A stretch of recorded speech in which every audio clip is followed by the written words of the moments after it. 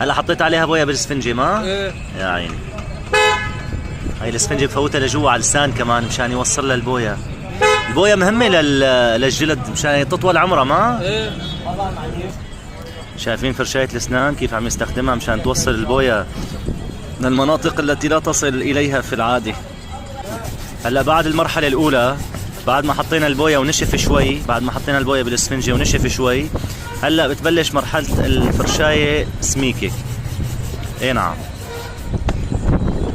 شايفين شلون عم تلمع؟ يا الله.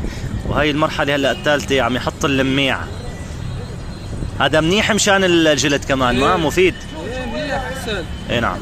ايه هاي بعد ما لمعناها اول مره، بعد ما حطينا اللميع بيرجع بضربها بالفرشايه مره ثانيه مشان تلمع اكثر ما؟